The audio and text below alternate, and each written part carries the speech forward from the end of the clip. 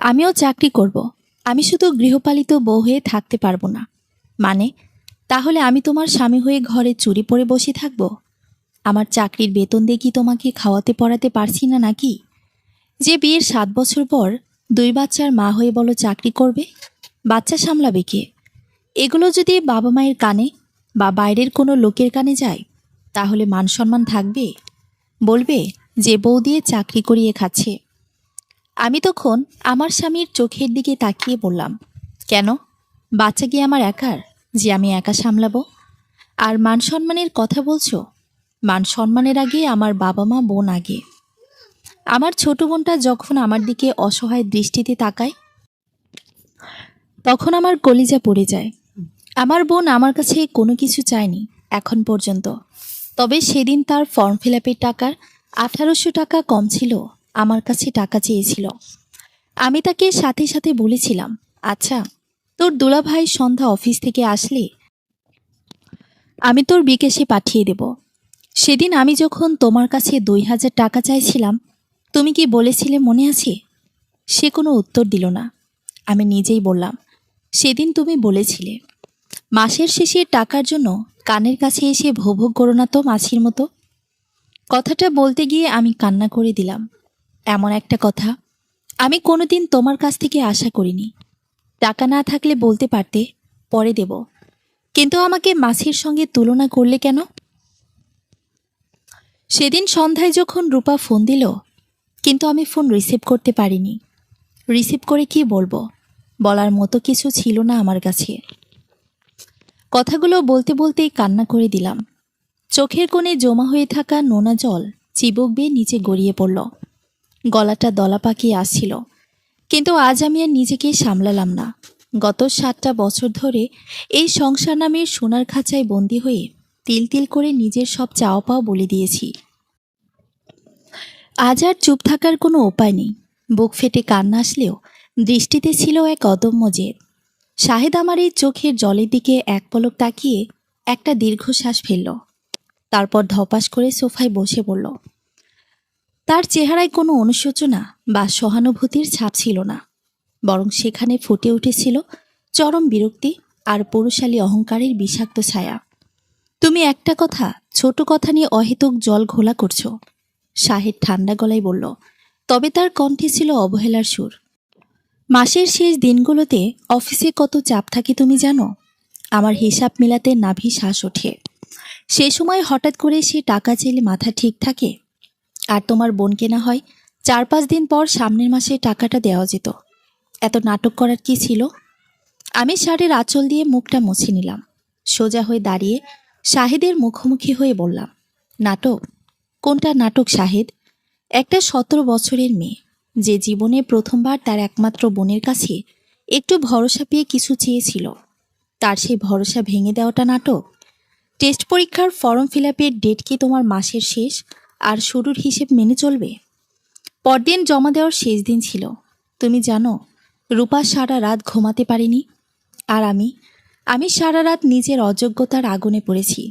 জানি না পরে আমার বাবা এক হাত প্যারালাইজড নিয়ে কিভাবে টাকা জোগাড় করেছিল। তবে এতটুকু জানি, জোগাড় করেছিল। অযোগ্যতা মানে? শাহেদ সুর চড়িয়ে বলল, তুমি এই বাড়িতে কিসের কষ্টে আছো? হ্যাঁ, এসি রুমে থাকছো, যা ইচ্ছা রান্না করে খাচ্ছ, যা পড়তে চাইছো পাচ্ছ। তুমি তো রাজরানীর মতো আছো। তোমার বাপের বাড়ির অভাব মেটাতে পারছি না বলে আমি খারাপ হয়ে গেলাম? শাহেদের মুখে বাপের বাড়ির অভাব কথাটা শুনতেই আমার পুরো শরীরে যেন বিদ্যুতের তরঙ্গ খেলে গেল। বিয়ের সময় বাবা সাধ্যের বাইরে গিয়ে যৌতুক না দিলেও জামাইকে আপ্যায়ন করতে কোনো কমতি রাখেননি। আজ সেই বাবাকে, সেই পরিবারকে এমন তুচ্ছ তাচ্ছিল্য! খবরদার শাহেদ! আমি শক্ত গলায় আঙ্গুল তুলে তাকে সতর্ক করলাম। আমার বাপের বাড়ি গিয়ে এর মধ্যে টানবি না। রাজরানীর মতো আছি, তাই না? এই রাজরানী সকাল 6টা থেকে রাত 12টা পর্যন্ত এক মুহূর্তের জন্য পিঠ সোজা করে বসতে পারে না। তোমার মা বাবার সেবা, তোমার 2 বাচ্চার সার্বক্ষণিক দেখাশোনা, ধোয়া মোছা, রান্নাগুলো যদি কোনো কাজের লোককে দিয়ে করাতে, তবে মাসে অন্তত 15-20 হাজার টাকা গুনতে হতো। আমি বিনামূল্যে 24 ঘন্টায় খেটে যাওয়া এক দাসী ছাড়া আর কিছুই নই। আর বিনিময়ে আমার নিজস্ব কোনো অস্তিত্ব নেই। একটা টাকা নিজের স্বাধীনতায় খরচ করার অধিকার নেই। শাহেদ তার ছেলের হাসি হাসল। খুব তো হিসাব শিখেছ দেখছি। তার চাকরি করবে কোথায়? কে দেবে তোমাকে চাকরি? টেনে টুনে অনার্স শেষ করার পর 7 বছর ধরে হাড়ি পাতিল ঠেলছ। এখন তো কোনো কোম্পানিতে কাস্টমার কেয়ারের চাকরিও পাবে না। বাস্তবতা বোঝো আনিকা। আবেগে ভেসে লাভ দিও না, মুখ থুবড়ে পড়বে। শাহেদের প্রতিটি কথা আমার আত্মসম্মানে চাবুকের মতো আঘাত করছিল। হ্যাঁ, বিয়ের পরপরই অনার্স শেষ বর্ষের পরীক্ষাটা কোনো মতে দিয়েছিলাম। রেজাল্টও ভালোই ছিল। কিন্তু তারপরে শাহেদ আর তার পরিবারের আবদার, সংসার আর বাচ্চা আগে। চাকরি দিয়ে কি হবে? তাদের মিষ্টি কথায় ভুলে নিজের উজ্জ্বল ভবিষ্যৎকে রান্নাঘরের ধোঁয়ায় উড়িয়ে দিয়েছিলাম। আর আজ সেই ত্যাগের মূল্য দিচ্ছে তারা এইভাবে।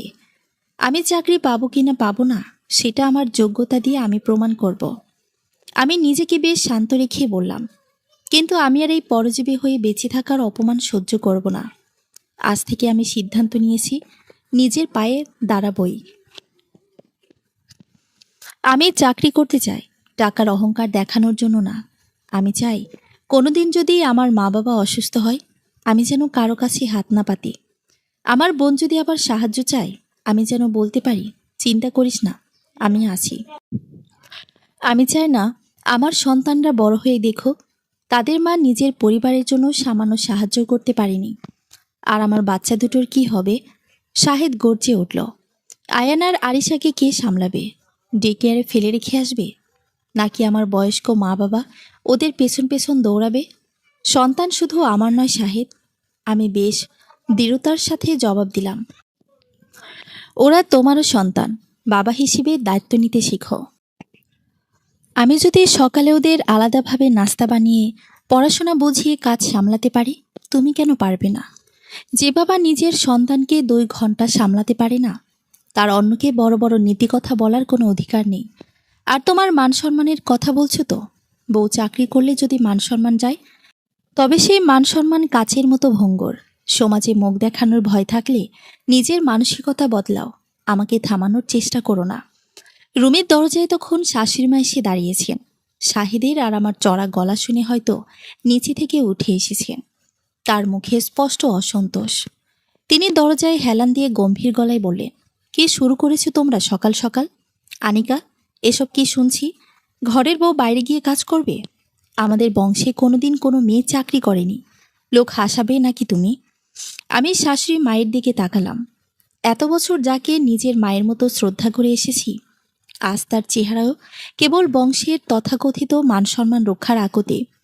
কিন্তু আমার বুকের ভেতরে যন্ত্রণাটা বোঝার মতো সামান্যতম সহানুভূতি নেই। আমি একটা গভীর শ্বাস নিলাম। ভেতরের সমস্ত ভয়, দ্বিধার দুর্বলতাকে একপাশে সরিয়ে রেখে খুব শান্ত গলায় বললাম, আম্মা, আপনাদের বংশের ইতিহাস বদলানোর সময় এসেছে। এতদিন আপনার ছেলের অবহেলা আর অধিকার খাটায় সহ্য করেছি, কিন্তু এবার আমার আত্মসম্মানের প্রশ্ন। আমি আর পিছিয়ে আসব না। কথাটা বলেই আমি নিজের ঘরের আলমারির দিকে এগিয়ে গেলাম। আমার জমানো পুরনো সার্টিফিকেট আর কাগজপত্রগুলো যেখানে ধুলো জমে পড়েছিল, সেগুলো আজ বের করার সময় হয়েছে। শাহেদ আর তার মা হতভম্ব হয়ে আমার দিকে তাকিয়ে রইল। শাহেদ আর তার মা দরজায় কতক্ষণ ওভাবে দাঁড়িয়েছিল আমি খেয়াল করিনি। আলমারির একদম নিচের ড্রয়ার থেকে ফাইলটা বের করলাম। কত বছর পর প্লাস্টিকের সেই কভারটাই হাত পড়ল। ধুলোর একটা পাতলা আস্তরণ জমেছিল ওটার ওপর। শাড়ির আঁচল দিয়ে ফাইলটা মুছতেই বুকের ভেতরটা কেমন যেন ফাঁকা হয়ে গেল। এই কাগজের টুকরোগুলোর জন্য একসময় কত রাত জেগেছি, কত স্বপ্ন দেখেছি। অথচ গত 7 বছরে এরা বন্ধ করে বন্দি ছিল, ঠিক আমারই মতো। শাহেদ তখনও তোয়ালে দিয়ে মুখ মুছতে মুছতে দাঁড়িয়েছিল। শাশুড়ি মা একটু এগিয়ে এসে গলার স্বর কিছুটা নরম করার চেষ্টা করে বললেন, দেখো বৌমা, রাগ করে সংসারের ক্ষতি করো না। শাহেদ তো তোমাকে খারাপ কিছু বলেনি, একটু রাগ দেখিয়ে ফেলেছে এই তো। কিন্তু ঘরের কথা বাইরে গেলে মানুষ আমাদের কি বলবে? তোমার শ্বশুরের একটা নাম আছে সমাজে। আমি ফাইলটা টেবিলের ওপর রেখে শাশুড়ি মায়ের দিকে ফিরে তাকালাম। একদম স্বাভাবিক গলায় বললাম, আম্মা, না, আমার মান সম্মান এত সস্তা নয় যে ঘরের বউ নিজের পায়ে দাঁড়ালে তা শেষ হয়ে যাবে। আর শাহেদ শুধু রাগের মাথায় বলেনি, ও এটাই বিশ্বাস করে। ও মনে করে এই সংসারে আমি শুধু খেয়ে পড়ে থাকার বিনিময়ে কাজ করে যাওয়া একজন মানুষ। শাহেদ ফাইলটার দিকে এক নজর তাকিয়ে একটা তাচ্ছিলের হাসি দিল। আরে ছাড়ো তো মা, ওরে করতে দাও নাটক, দেখে কত দূর যেতে পারে।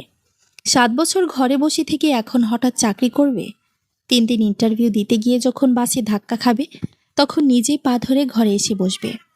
কথাটা শুনে আমার মাথা আর গরম হলো না, বরং কেমন যেন একটা অদ্ভুত শান্তি লাগলো। মানুষটা যে আমাকে কতটা তুচ্ছ ভাবে তা আজ পুরোপুরি পরিষ্কার হয়ে গেছে। আর এই তুচ্ছ ভাবাটাই এখন আমার শক্তি। আমি শাহেদের দিকে তাকিয়ে বললাম, ধন্যবাদ শাহেদ, তোমার এই কথাগুলো আমি মনে রাখব। যখন ক্লান্ত লাগবে এই কথাগুলোই আমাকে থামতে দেবে না। রান্নাঘরে গিয়ে বাচ্চাদের জন্য নাস্তা রেডি করতে লাগলাম। ছোট মেয়ে আরিশা উঠে পড়েছে। আয়ানও চোখ ডলতে ডলতে রুম থেকে বের হলো। ওদের দেখে বুকের ভেতরটা খা খা করে উঠল। কিন্তু আমি জানি, আমি যদি আজ হেরে যাই, কাল আমার মেয়ে বা ছেলেও শিখবে যে তাদের মা একজন দুর্বল মানুষ। নাস্তা বানিয়ে বাচ্চাদের খাইয়ে স্কুলে পাঠানোর ব্যবস্থা করলাম। পুরোটা সময় শাহেদ আর তার মা নিজেদের মধ্যে নিচু গলায় ফিসফিস করছিল, যা আমি পাত্তা দিইনি। দুপুরের দিকে বাচ্চাদের ঘুম পাড়িয়ে আমি ল্যাপটপটা খুললাম। শাহেদের পুরনো ল্যাপটপ, চার্জে দিয়ে চালাতে হয়। সিভিটা আপডেট করা দরকার। 7 বছরের একটা বিশাল গ্যাপিং, কোনো অভিজ্ঞতা নেই। ইন্টারনেটে বিভিন্ন জব পোর্টাল ঘেটে সিভিটা কিভাবে সাজানো যায় দেখতে লাগলাম। সত্যি বলতে ভেতর থেকে একটা ভয় কাজ করছিল। শাহেদ ভুল বলেনি, এখনকার যুগে চাকরি পাওয়া এত সহজ না, কিন্তু কোনো না কোনো পথ তো বের করতেই হবে। বিকেলে বাবাকে একটা ফোন দিলাম। বাবার শরীরটা ভালো না, তাই বেশি কিছু ভেঙে বললাম না, শুধু জিজ্ঞেস করলাম, বাবা, রূপার স্কুল থেকে কিছু বলেছে? বাবা ওপাশ থেকে একটু ইতস্ত করে বললেন, না মা, ওই গ্রামের এক পরিচিত ছোট ভাইয়ের কাছ থেকে আপাতত সুদে কিছু টাকা দিয়ে জমা দিয়েছি, তুই চিন্তা করিস না। বাবার কথা শুনে চোখের পানি আর আটকে রাখতে পারলাম না। যে মানুষটা এক হাত অবশ নিয়ে এখনও দিন রাত কষ্ট করছে, তার মেয়ে হয়ে আমি এতদিন নিজের আত্মসম্মান বিসর্জন দিয়ে একজনের কাছে সামান্য 2000 টাকার জন্য মাছি তাড়ানোর মতো কথা শুনেছি। ফোনটা রেখে হাত দিয়ে চোখের পানি মুছে ফেললাম। না, কান্না করার আর সময় নেই। সিভিটা রেডি করে কয়েকটা জায়গায় মেল করলাম। টিউশনি হলে প্রথম দিকে করব, কিন্তু নিজের উপার্জনের টাকা আমার চাই। সন্ধ্যায় শাহেদ অফিস থেকে ফিরে এসে কোনো কথা বলল না। আমি নিজের কাজ শেষ করে আয়ানার আরিশাকে নিয়ে পড়ার টেবিলে বসলাম। ঠিক রাত 8টার দিকে আমার ফোনে একটা অচেনা নম্বর থেকে কল এলো। হাত কিছুটা কাঁপছিল।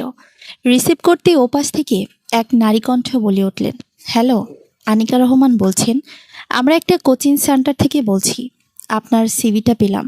ফোনটা কানে ধরে আমি দরজার দিকে তাকালাম। শাহেদ সেখানে দাঁড়িয়ে সোফায় বসে চা খাচ্ছিল। আমি এক মুহূর্ত থামলাম, তারপর স্পষ্ট এবং দৃঢ় গলায় বললাম, হ্যাঁ, আমি আনিকা বলছি, বলুন। ফোনটা কান থেকে নামিয়ে আমি কিছুক্ষণ স্থির হয়ে বসে রইলাম। বুকের ভেতর ধুকপুকানিটা তখনও কমেনি। একটা কোচিং সেন্টার থেকে ফোন করেছিল, ইন্টারভিউয়ের জন্য ডেকেছে পরশুদিন সকালে। চাকরিটা এখনও চূড়ান্ত হয়নি, বেতনও খুব বেশি কিছু দেবে না, মাসে মাত্র 8-9 হাজার টাকা হতে পারে। কিন্তু এই ফোন কলটাই আমার কাছে অন্ধকারের মধ্যে এক টুকরো আলো পাওয়ার মতো লেগেছে। সোফায় বসে থাকা শাহেদের দিকে তাকালাম। ও তখন চায়ের কাপে চুমুক দিয়ে আমার দিকে আর চোখে তাকাচ্ছিল। মনে হয় ফোনে কোচিং সেন্টারের নাম আর ইন্টারভিউর কথাটাই বুঝতে পেরেছে। কিন্তু ও কোনো কথা বলল না, শুধু তাচ্ছিলের একটা নিঃশ্বাস ফেলে টিভির রিমোটটা হাতে নিল। পরদিন সকাল থেকে ঘরের পরিবেশটা অন্যদিনের চেয়ে একটু আলাদা ছিল। শাশুড়ি মা রান্নাঘরের দিকেও আসছিলেন না, বাচ্চাদের সাথেও তেমন কথা বলছিলেন না। একটা নীরব ভাব, যেন আমি খুব বড় কোনো অপরাধ করে ফেলেছি। তবে আমি আমার স্বাভাবিক কাজকর্ম সব গুছিয়ে করলাম। সকালে শাহেদের নাস্তা আর টিফিন রেডি করে টেবিলে রাখলাম। বাচ্চাদের খাওয়ালাম। বাচ্চারা ঘুমিয়ে পড়লে আমি আলমারি খুলে একটা পুরনো সাধারণ সুতির সালোয়ার কামিজ বের করলাম। এত বছর পর শাহেদের পছন্দের শাড়ি বা ভারী জামা কাপড় পরে ঘরে কাটিয়েছি। পরশুদিন ইন্টারভিউতে যাওয়ার জন্য নিজেকে মানসিকভাবে প্রস্তুত করতে লাগলাম। কিভাবে কথা বলবো, অনার্স শেষ করার পর এই 7 বছরের গ্যাপটা কিভাবে বুঝিয়ে বলবো, সব মাথায় ঘুরছিল। সন্ধ্যায় রূপা ফোন করলো। ওপাশ থেকে বোনটার গলায় একটা হালকা স্বস্তির সুর, আপু, টাকাটা জমা দেওয়া হয়েছে, পরীক্ষার প্রবেশপত্র পেয়েছি আজ। তুই কেমন আছিস? আমি গলাটা যথাসম্ভব স্বাভাবিক রেখে বললাম, আমি ভালো আছি রে রূপা। তুই মন দিয়ে পড়াশোনা কর। আর শোন, এরপর থেকে তোর কোনো কিছু লাগলে সোজা আমাকে বলবি, বাবার উপর চাপ দিবি না। রূপা একটু অবাক হয়ে বলল, তোর কাছে? দুলাভাই কি কিছু বলবে না? না, কিছু বলবে না। তুই শুধু তোর কাজটা কর। আমি আর বেশি কিছু না বাড়িয়ে ফোনটা রেখে দিলাম। পরদিন ইন্টারভিউর দিন সকালে মনটা ভীষণ অস্থির লাগছিল।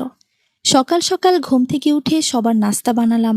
আয়ান ও আরিশাকে শাশুড়ি মায়ের কাছে বুঝিয়ে দিয়ে বললাম, আম্মা, আমি ৩-৪ ঘন্টার জন্য একটু বাইরে যাচ্ছি, বাচ্চাদের একটু খেয়াল রাখবেন। শাশুড়ি মা মুখ ঘুরিয়ে বললেন, সংসার বাচ্চা ফেলে এখন তো দৌড়াদৌড়ি শুরু হলো, বংশের মুখ আর রাখা গেল না। আমি কোনো তর্ক করলাম না। ব্যাগটা কাঁধে নিয়ে বাসা থেকে বের হয়ে গেলাম। রাস্তায় নেমে প্রথম ধাক্কাটা খেলাম। গত ৭ বছরে একা একা বাসে উঠে কোথাও যাওয়ার অভিজ্ঞতা আমার ছিল না। তীব্র রোদ আর ধুলোবালির মধ্যে বাসের জন্য দাঁড়িয়ে থাকতে থাকতে হঠাৎ শাহেদের সেই কথাটা মনে পড়ে গেল। ৩ দিন ইন্টারভিউ দিতে গিয়ে যখন বাসে ধাক্কা খাবে, তখন নিজে পা ধরে ঘরে এসে বসবে। দাঁতে দাঁত চেপে লোকাল বাসে উঠে পড়লাম। পেছনের সিটে গাদাগাদি করে বসে যখন ঘামছিলাম, তখন মনে হচ্ছিল এই কষ্টটা আমার নিজের অস্তিত্ব প্রমাণের কষ্ট, এটা কোনো অপমানের কষ্ট নয়। ঘণ্টাখানেক পর কোচিং সেন্টারে পৌঁছালাম। ওয়েটিং রুমে আর ৪-৫ জন মেয়ে বসেছিল। সবাই আমার চেয়ে বয়সে বেশ ছোট আর সদ্য পাশ করা। তাদের দেখে নিজের মধ্যে একটু দ্বিধা কাজ করছিল। কিছুক্ষণ পর আমার ডাক পড়ল। ভেতরে ঢুকে স্যারদের সামনে বসতেই একজন জিজ্ঞেস করলেন, আপনি তো ২০১৮ সালে অনার্স শেষ করেছেন, মাঝখানের এই ৭ বছর কি করেছেন? কোনো কাজের অভিজ্ঞতা আছে? আমি এক মুহূর্ত থামলাম, তারপর সোজা হয়ে বসে বললাম, না স্যার, প্রাতিষ্ঠানিক কোনো অভিজ্ঞতা নেই। এই ৭ বছর আমি সংসার সামলেছি, ২ সন্তানকে বড় করেছি, কিন্তু আমার পড়ার অভ্যাস বা শেখার মানসিকতা কখনো কমেনি। আপনি আমাকে একটা ট্রায়াল ক্লাস নিয়ে দেখতে পারেন। ভদ্রলোক আমার দিকে কিছুক্ষণ তাকিয়ে থেকে সিভিতে সাইন করলেন। তারপর বললেন, ঠিক আছে, আমরা প্রাইমারি সেকশনের ইংলিশ আর বাংলা ক্লাসের জন্য আপনাকে নিচ্ছি। সপ্তাহে ৪ দিন পড়াতে হবে। বেতন শুরুতে ৯,০০০ টাকা। পরশু থেকে জয়েন করতে পারবেন। টাকার অঙ্কটা খুব বড় নয়, কিন্তু কথাটা শোনার পর আমার মনে হলো আমি যেন বিশাল একটা পাহাড় জয় করে ফেললাম। আমার চোখের কোণটা ভিজে উঠেছিল, তবে এবার তা কষ্টের জলে নয়। বাসায় ফেরার পথে রূপার বিকাশে আমার জমানো সামান্য কিছু টাকা থেকে ৫০০ টাকা পাঠিয়ে দিলাম। আর মনে মনে বললাম, আজ থেকে আমি আর কারোর ওপর নির্ভরশীল নই। বাসায় ঢুকে দেখি শাহেদ টেবিলে বসে ল্যাপটপে কাজ করছে। আমাকে ঢুকতে দেখিয়ে বলল, কি হলো, মহারানীর ইন্টারভিউ শেষ? কত লাখ টাকার চাকরি দিলে তারা? আমি ব্যাগটা সোফায় রেখে একদম শান্ত গলায় জবাব দিলাম, ১৫ লাখের না শাহেদ, ৯,০০০ টাকার চাকরি পেয়েছি। কিন্তু এই ৯,০০০ টাকা আমার নিজের যোগ্যতার। পরশু থেকে আমি কাজে জয়েন করছি। শাহেদ ল্যাপটপ থেকে মুখ তুলে হাঁ করে আমার দিকে তাকিয়ে রইল। প্রথম দিন অফিসে যাওয়ার সকালটা যে এতটা কঠিন হবে যে আমি ভাবতেও পারিনি। ঘড়িতে তখন সকাল ৫:৩০। প্রতিদিনের চেয়ে ১ ঘন্টা আগেই উঠেছি। রান্নাঘরে গিয়ে তাড়াহুড়ো করে শাহেদের জন্য নাস্তা, দুপুরে শাশুড়ি মায়ের জন্য তরকারি আর বাচ্চাদের টিফিন এক হাতে সামলাতে হচ্ছিল। তার উপর মাথায় চিন্তা, সকাল ৯টার মধ্যে কোচিংয়ে পৌঁছাতে হবে। শাশুড়ি মা সকালে উঠে রান্নাঘরের টেবিলে রাখা চায়ের কাপটার দিকে তাকিয়ে বললেন, চায়ের লিকার আজ এত পাতলা কেন বৌমা? মন তো অন্য জায়গায়। সংসার কি আর আগের মতো মাথায় আছে? আমি জবাব দিলাম না, কারণ আমি জানি এই ছোট ছোট খোঁচাগুলো এখন প্রতিদিনের অভ্যাসে পরিণত হবে। আয়ান আর আরিশাকে ঘুম থেকে তুলে হাত মুখ ধুয়ে তৈরি করে দিলাম। আয়ান বারবার জিজ্ঞেস করছিল, আম্মু, তুমি আজ কোথায় যাচ্ছ? আমার সাথে খাবে না? ওর মাথায় হাত বুলিয়ে বললাম, একটু কাজে যাচ্ছি সোনা, দুপুরে এসে খাবো। ৮টা বাজতে শাড়ির কুচিটা ভালো করে গুজে ব্যাগটা কাঁধে নিলাম। শাহেদ তখন সোফায় বসে খবরের কাগজ পড়ছিল। একবারের জন্য আমার দিকে ফিরে তাকালো না। আমি শাশুড়ি মায়ের দিকে তাকিয়ে বললাম, আম্মা, আমি আসছি, বাচ্চাদের একটু খেয়াল রাখবেন। বাসস্ট্যান্ডে এসে যখন দাঁড়ালাম, ততক্ষণে বেশ ভিড় জমে গেছে। একটার পর একটা লোকাল বাস আসছে আর হুড়মুড় করে লোক উঠছে। ৭ বছর পর একা একা এভাবে ভিড়ের মধ্যে লড়াই করে বাসে ওঠা, হাত পা যেন জমে যাচ্ছিল। একটা বাসে উঠতে গিয়ে কন্ট্রাক্টরের ঝাড়ি খেতে হলো, সোজা ভেতরে যান আপা, দরজায় দাঁড়িয়ে থাকবেন না। ঘামে ভেজা জামা আর ধুলিবালির মধ্যে যখন কোচিং সেন্টারে পৌঁছালাম তখন 9টা বাজতে 5 মিনিট বাকি। ওয়াশরুমে গিয়ে হাত মুখ ধুয়ে নিজেকে একটু গুছিয়ে নিলাম। ভেতরে ঢুকে প্রাইমারি সেকশনের বাচ্চাদের ক্লাসে দাঁড়াতেই সব ক্লান্তি যেন কোথায় উবে গেল। 12-13 জোড়া ছোট ছোট কৌতূহলী চোখ আমার দিকে তাকিয়ে আছে।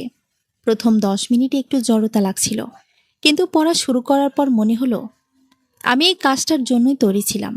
বাচ্চাদের পড়াতে পড়াতে যখন 2 ঘন্টা কেটে গেল টেরই পেলাম না। ছুটি শেষে বের হওয়ার সময় ডায়াসের বড় স্যার ডেকে বললেন, প্রথম দিনের ক্লাস ভালো নিয়েছে নানিকা, বাচ্চারা আপনার কথা মনোযোগ দিয়ে শুনেছে। এই সামান্য প্রশংসাটুকু শুনে বুকটা যেন গর্বে ভরে উঠল। এত বছর পর কেউ আমার কাজের স্বীকৃতি দিল, তাও বিনা কোনো তাচ্ছিল্যে। দুপুরে যখন বাসায় ফিরলাম ঘরের অবস্থা দেখে মাথা ঘুরে যাওয়ার জোগাড়। ডাইনিং টেবিলে নাস্তার বাসনগুলো তেমনই পড়ে আছে, সিঙ্কে থালা বাসনের স্তূপ। শাশুড়িমা ঘরে টিভি দেখছেন আর বাচ্চারা মেঝেতে খেলনা ছড়িয়ে ছিটিয়ে বসে আছে। শাহেদ দুপুর 12টায় এসে নাস্তা খেয়ে চলে গেছে, কিন্তু টেবিল থেকে প্লেটটা পর্যন্ত সরায়নি। আমাকে ঢুকতে দেখে শাশুড়িমা বললেন, চাকরি তো শুরু করলে, এখন ঘর ধরে এই অবস্থা সামলাবে কে? আমরা কি এই বয়সে ঘরের কাজ করব নাকি? আমি ব্যাগটা রেখে একটা দীর্ঘশ্বাস ফেললাম।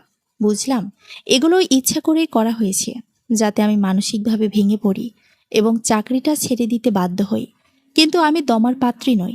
আলমারি থেকে জামা পাল্টে সোজা রান্নাঘরে ঢুকে গেলাম।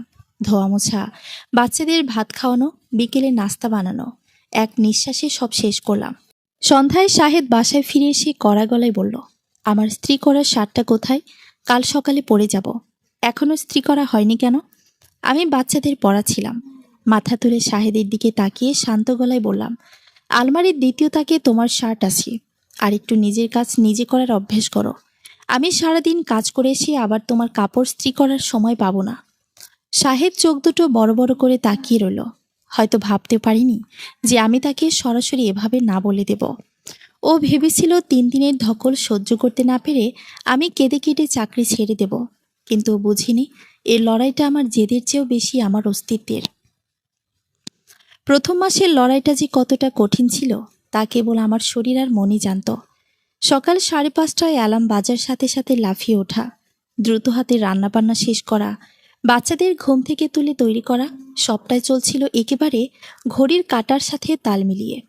কোচিং সেন্টারে পড়াতে গিয়ে শারীরিক ক্লান্তি হতো সত্যি, কিন্তু নিজের মনের ভেতর একটা অদ্ভুত আত্মতৃপ্তি ছিল। বাচ্চাদের পড়ানোর সময়টাতে আমি আমার 7 বছরের জমে থাকা সমস্ত হতাশা ভুলে যেতাম। তবে বাসার পরিবেশ দিন দিন আরও জটিল হচ্ছিল। শাহেদার আর শাশুড়িমা যেন নীরব এক যুদ্ধ শুরু করেছিলেন আমার বিরুদ্ধে। প্রতিদিন বাসায় ফিরে দেখতাম কোনো না কোনো কাজ ইচ্ছা করে ফেলে রাখা হয়েছে। হয়তো ডাইনিং টেবিল নোংরা হয়ে আছে, নয়তো বাচ্চাদের কাপড় চোপড় পুরো ঘরে ছড়িয়ে ছিটে রয়েছে। শাশুড়িমা আগের চেয়ে অনেক বেশি খুঁতখুঁতে হয়ে উঠছিলেন। কথায় কথায় শোনাতেন, সংসারের প্রতি মন না থাকলে যা হয়। এখন তো পর হয়ে গেছি আমরা। আমি কোনো কথার উত্তর দিতাম না, সোজা হাত মুখ ধুয়ে রান্নাঘরে ঢুকে যেতাম। কাপড় কাচা, ঘর মোছা, বাচ্চাদের পড়ালেখার তদারকি সব এক হাতে সামলাতাম। ওদের তৈরি করা কোনো ফাঁদেই আমি পা দিইনি। ক্লান্তি যতই আসুক, শাহেদের সামনে নিজের মুখটা কখনো কালচে বা দুর্বল হতে দেয়নি। মাস শেষে 1 তারিখ দুপুরে কোচিং সেন্টার থেকে আমার হাতে বেতন বাবদ 9,000 টাকার একটা খাম তুলে দেওয়া হলো। কাঁচা টাকার গন্ধটা নাকে আসতেই আমার হাত দুটো হালকা কেঁপে উঠেছিল। এই টাকাটা কোনো উপহার নয়, কারো দয়া নয়, আমার নিজের 7 ঘন্টার পরিশ্রমে উপার্জিত টাকা। খামটা হাতে নিয়ে ওয়াশরুমে গিয়ে আয়নার সামনে দাঁড়ালাম। নিজের অজান্তেই চোখের কোণে জল চলে এলো, কিন্তু এ জল কষ্টের ছিল না, এটা ছিল নিজের অস্তিত্ব ফিরে পাওয়ার আনন্দের। বাসায় ফেরার পথে সোজা একটা বিকাশ এজেন্ট দোকানে গেলাম। রূপার নম্বরে 3,000 টাকা পাঠিয়ে দিলাম। তারপর ফোন করে বললাম, রূপা, তোর বিকাশে 3,000 টাকা পাঠিয়েছি। সামনে তোর পরীক্ষার কিছু বই কেনার কথা ছিল না, ওই টাকা দিয়ে কিনে নিবি। বাবাকে বলিস আর যেন কারো কাছ থেকে সুদে টাকা না নেয়। ওপাশ থেকে রূপা কিছুক্ষণ স্তব্ধ হয়ে রইল। তারপর ভেজা গলায় বলল, আপু, তুই সত্যি বলছিস? দুলাভাই কিছু বলবি না তো?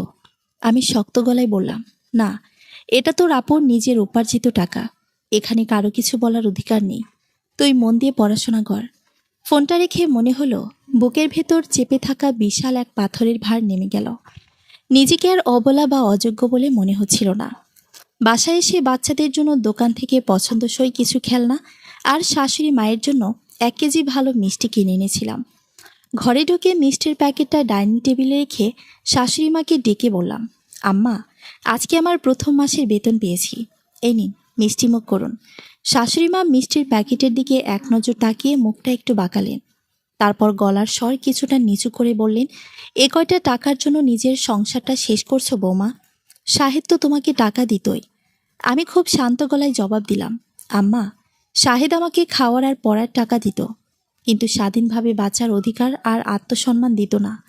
আর এই টাকাটা হয়তো কম, কিন্তু এর মূল্য আমার কাছে অনেক। সন্ধ্যায় শাহেদ বাসায় ফেরার পর শাশুড়ি মা তাকে মিষ্টির কথা বললেন। শাহেদ কিছু বলল না, তবে তার চেহারা দেখে বুঝতে পারছিলাম ভেতরে ভেতরে চরম অস্বস্তিতে ভুগছে।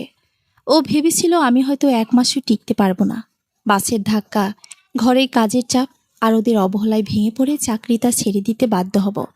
কিন্তু আমি যেভাবে সব সামলে নিজের প্রথম বেতন নিয়ে ঘরে ফিরব, তা হয়তো ওর কল্পনার বাইরে ছিল। রাতে খাবার টেবিলে বসে শাহেদ হঠাৎ গম্ভীর গলায় বলল, আগামী রোববার আমাদের অফিসের এক সহকর্মীর বাসায় দাওয়াত আছে। আমি একা যাব। তুমি তো এখন চাকরিজীবী মহিলা, সময় হবে না নিশ্চয়ই। আমি ভাতটা নাড়তে নাড়তে শাহেদের দিকে তাকালাম। বুঝেছিলাম ও আমাকে আবার তাচ্ছিল্য করার চেষ্টা করছে। আমি বললাম, না শাহেদ, সময় ঠিকই বের করব। বাচ্চাদের নিয়ে আমরা সবাই যাব। আমার চাকরির জন্য সংসারের কোনো সামাজিকতা আটকাবে না। শাহেদ কিছুক্ষণ চুপ করে থেকে বলল, হঠাৎ বাপের বাড়ির জন্য এত দরদ উতলে উঠল যে? প্রথম মাসের বেতনের বড় অংশটাই ওখানে পাঠাতে হলো। আমার মা এতদিন ধরে তোমাকে আগলে রাখলো, ওনার জন্য একটা শাড়ি আনলেও তো পারতে। শাহেদের এ কথায় আমি অবাক হলাম না। বুঝলাম শাশুড়ি মা ইতিমধ্যে রূপাকে টাকা পাঠানোর খবর শাহেদকে পৌঁছে দিয়েছেন। আমি সোজা হয়ে বসে শাহেদের চোখের দিকে তাকালাম। শাহেদ, আমার বোনটা টাকার অভাবে পরীক্ষা দিতে পারছিল না বলে আমার বাবা সুদে টাকা এনেছিল। সেই কষ্টটা মেটানো আমার দায়িত্ব ছিল। আর আম্মার জন্য শাড়ি আনার কথা বলছো? গত 7 বছর ধরে আমি তোমাকে বলে এসেছি আম্মার জন্য শাড়ি কিনতে। তখন তো মাসের শেষে হিসেব মেলাতেই পারোনি। আর এখন আমার সামান্য কয়েকটা টাকার হিসাব নিচ্ছ? আমার কথা শুনে শাহেদের মুখের হাসিটা উবে গেল। ও টেবিল থেকে উঠে নিজের ঘরে চলে গেল। ও হয়তো বুঝতে পারছিল আগের সে আনিকা আর নেই, যাকে একটা কড়া কথা শুনিয়ে চুপ করিয়ে রাখা যেত। রোববার দুপুরে আমরা শাহেদের সহকর্মী বাসায় দাওয়াতে গেলাম। সেখানে অনেকেই উপস্থিত ছিলেন। কথা প্রসঙ্গে সেই সহকর্মী স্ত্রী আমাকে জিজ্ঞেস করলেন, ভাবি, আপনি নাকি একটা কোচিংয়ে পড়াচ্ছেন? শাহেদ ভাই বলছিল আপনার অনার্সের রেজাল্ট নাকি বেশ ভালো ছিল। কথাটা শুনে আমি কিছুটা অবাক হয়ে শাহেদের দিকে তাকালাম। শাহেদ তখন মাটির দিকে তাকিয়ে চায়ের কাপে চামচ নাড়ছিল। ও নিজের সহকর্মীদের কাছে স্বীকার করতে বাধ্য হয়েছে যে তার স্ত্রী ঘরের কাজ ছাড়াও বাইরে পড়াচ্ছে। যে শাহেদ আগে আমাকে হাড়ি পাতিল ঠেলা বউ বলে তাচ্ছিল্য করত, আজ সে নিজের সহকর্মীদের সামনে আমার যোগ্যতার কথা বলতে বাধ্য হচ্ছে, যদিও সেটা কেবল নিজের মান সম্মান বাঁচানোর জন্যই হোক না কেন। আমি হাসি মুখে জবাব দিলাম, হ্যাঁ ভাবি, ছোটদের প্রাইমারি সেকশনটা দেখি। সংসার আর বাচ্চা সামলে যতটুকু সময় পায় নিজের কাজের মধ্য দিয়ে কাটিয়ে দিই। পরজীবী হয়ে থাকার চেয়ে নিজের পায়ে দাঁড়িয়ে বাঁচাই আলাদা শান্তি আছে। কথাটা শাহেদের কানে পৌঁছালো কিনা জানি না, তবে ওর মুখের অভিব্যক্তিতে এক ধরনের অস্বস্তি স্পষ্ট হয়ে উঠেছিল। বাসায় ফেরার পথে রিকশায় বসে বাচ্চাদের দিকে তাকালাম। আয়ান আর আরিশা আমার দুপাশে বসে রিকশার পাশ দিয়ে যাওয়ার গাড়িগুলো দেখছিল। শাহেদ সামনে অন্য একটা রিকশায় ছিল। আমি মনে মনে হাসলাম। লড়াইটা কেবল শুরু হয়েছে। আমি জানি শাহেদের পৌরুষালী অহংকার আর শাশুড়ি মায়ের পুরনো মানসিকতা এত সহজে বদলাবে না। কিন্তু আমি আমার পথ চিনে নিয়েছি। এখন আর পেছানোর কোনো উপায় নেই, আর আমি পেছাতে চাইও না। প্রথম মাসের ধাক্কাটা সামলে নেওয়ার পর দিনগুলো কেমন যেন এক অদ্ভুত নিয়মে চলতে শুরু করলো। শাহেদ আর শাশুড়িমা বুঝে গিয়েছিলেন হাজার খোঁচা কিংবা অসহযোগিতা দিয়েও আমাকে এই পথ থেকে সরানো যাবে না। তাই ঘরের পরিবেশে একটা নীরব শান্ত ভাব চলে এসেছিল, যেখানে ভালোবাসা না থাকলেও অন্তত আগের মতো প্রকাশ্যে অপমান করার সাহস কারো ছিল না। এরই মধ্যে প্রায় 6 মাস কেটে গেল। কোচিং সেন্টারে আমার পড়ানোর দক্ষতা দেখে কর্তৃপক্ষ খুশি হয়ে বেতন বাড়িয়ে 11,000 টাকা করল। শুধু তাই নয়, ছুটির দিনে এলাকার 2-3টি বাচ্চাকে বাড়িতেই টিউশনি দেওয়া শুরু করলাম। এখন আর আমাকে সামান্য কিছুর জন্য কারো মুখের দিকে তাকিয়ে থাকতে হয় না। বাচ্চাদের পছন্দ মতো পোশাক কেনা কিংবা গ্রামের বাড়িতে রূপার পড়াশোনার জন্য নিয়মিত কিছু টাকা পাঠানো, সবটাই আমি নিজের স্বাধীনতায় করতে পারছি। একদিন সন্ধ্যায় শাহেদ অফিসে যাওয়ার পর বেশ দেরি করে বাসায় ফিরল। মুখটা ভীষণ বিষণ্ণ আর চিন্তিত। খাবার টেবিলে বসে ও প্লেটে হাত না দিয়ে চুপচাপ বসে রইল। শাশুড়ি মা কাছে গিয়ে জিজ্ঞেস করলেন, কি হয়েছে বাবা, শরীর খারাপ? শাহেদ একটা দীর্ঘশ্বাস ফেলে বলল, অফিস থেকে কোম্পানির বাজেট ছাটখাট করছে। সামনের মাস থেকে অনেকের বেতন 20% কমিয়ে দেওয়া হবে, হয়তো আমারটাও কাটবে। তারপর এই মাসের শেষে যে বড় বোনাসের আশা করছিলাম সেটাও হচ্ছে না। বাড়ি ভাড়া আর মাসের খরচের হিসাব মেলাতে এখন হিমশিম খেতে হবে। কথাগুলো শুনে শাশুড়ি মা চিন্তায় পড়ে গেলেন। শাহেদ মাটির দিকে তাকিয়ে হাত দুটো কপালে চেপে ধরল। যে শাহেদ একদিন গর্ব করে বলেছিল, আমার চাকরির বেতন দিয়ে কি তোমাকে খাওয়াতে পড়াতে পারছি না নাকি, আজ সে শাহেদকেই একটা আর্থিক অনিশ্চয়তার সামনে দাঁড়িয়ে অসহায় দেখাচ্ছিল। আমি নিজের ঘর থেকে বের হয়ে এসে টেবিলের কাছে দাঁড়ালাম। ব্যাগ থেকে আমার জমানো টাকা থেকে কিছু টাকা বের করে শাহেদের সামনে টেবিলের ওপর রাখলাম। শাহেদ মুখ তুলে আমার দিকে তাকালো। ওর চোখে স্পষ্ট বিস্ময় আর দ্বিধা। আমি শান্ত গলায় বললাম, এখানে 10,000 টাকা আছে শাহেদ। মাসের শেষে ঘর ভাড়া আর সংসারের খরচে যদি টান পড়ে এটা কাজে লাগাতে পারো। এটা ধার হিসেবে নয়, তোমার সংসারেরই টাকা। শাহেদ কিছুক্ষণ সেই টাকাগুলোর দিকে, তারপর আমার চোখের দিকে তাকিয়ে রইল। ওর মুখ দিয়ে কোনো কথা বের হচ্ছিল না। পুরুষালী অহংকারের যে বিশাল পাহাড়টা 7 বছর ধরে ও বুকে আগলে রেখেছিল, আজ যেন তা এক মুহূর্তেই ধসে পড়ল। ও হয়তো ভেবেছিল আমি সুযোগ পেয়ে ওকে খোঁচা দেব, কিন্তু আমি তা করিনি। শাশুড়ি মা ডাইনিং চেয়ারে বসে পড়ে আস্তে করে বললেন, বৌমা, তুমি আমাদের ভুল প্রমাণ করে দিলে। সেদিন যদি তোমাকে আটকাতাম, আজ এই বিপদে আমরা কোথায় যেতাম? শাহেদ মেঝের দিকে তাকিয়ে ধীর গলায় বলল, আমি সেদিন তোমাকে অনেক কথা শুনিয়েছিলাম আনিকা। বলেছিলাম তুমি পরজীবী, কাস্টমার কেয়ারে চাকরিও পাবে না। কিন্তু আজ তুমি নিজের যোগ্যতায় যেভাবে সংসারটাকেও আগলে রাখলে, আমি সত্যি লজ্জিত। আমি শাহেদের দিকে তাকিয়ে একটা স্বস্তির নিঃশ্বাস ফেললাম। তবে আমার মন কোনো অহংকারে ভরে ওঠেনি। আমি বললাম, আমি তোমাকে ছোট করার জন্য বা অহংকার দেখানোর জন্য কাজ শুরু করিনি শাহেদ। আমি শুধু আমার অস্তিত্বটুকু রক্ষা করতে চেয়েছিলাম। স্ত্রী হিসেবে ভালোবাসার পাশাপাশি সম্মানটুকু পাওনা থাকে। সংসার মানে কেবল একজন উপার্জন করবে আর একজন হাঁড়ি পাতিল ঠেলবে না। সংসার মানে দুজন পাশাপাশি হেঁটে একসাথে বিপদ সামলানো। শাহেদ আমার হাত দুটো ধরে বলল, আমি বুঝেছি আনিকা, আর কখনো তোমার পথে আমি আর বাধা হয়ে দাঁড়াবো না। তুমি তোমার মতো করে এগিয়ে যাও। পরদিন সকালে ঘুম থেকে উঠে যখন আয়ান আর আরিশাকে নাস্তা খাইয়ে প্রস্তুত করছিলাম, শাহেদ নিজে থেকে এগিয়ে এসে বলল, তুমি রেডি হয়ে নাও আনিকা, কোচিংয়ের সময় হয়ে যাচ্ছে। আমি আজ তোমাকে পৌঁছে দেব, আর আসার সময় বাজারটাও আমি করে আনব। আমি শাহেদের দিকে তাকিয়ে এক চিলতে হাসলাম। যে বদলে যাওয়ার জন্য আমাকে 7 বছর অপেক্ষা করতে হয়েছে, আজ তা বাস্তবে পরিণত হয়েছে। ব্যাগটা কাঁধে নিয়ে বাসা থেকে বের হয়ে বারান্দায় দাঁড়ালাম। ভোরের হালকা বাতাস এসে মুখে লাগলো। বাসস্ট্যান্ডের দিকে হেঁটে যাওয়ার সময় মনে হলো, আমি আর সেই খাঁচায় বন্দি থাকা অন্যের করুণার উপর বেঁচে থাকা অবলা আনিকা নই। আমি আজ নিজের পরিচয়ে বাঁচার সাহস খুঁজে পেয়েছি। বুকের ভেতর থেকে একটা দীর্ঘশ্বাস বের হয়ে এলো। তবে তা কোনো কষ্টের নয়, তা এক অদম্য আত্মতৃপ্তি আর বিজয়ের। সমাপ্ত। আমার চ্যানেলের গল্পগুলো আপনাদের যদি একটুও ভালো লেগে থাকে, তাহলে লাইক, কমেন্ট, শেয়ার ও সাবস্ক্রাইব করার অনুরোধ করা হলো। ধন্যবাদ সবাইকে।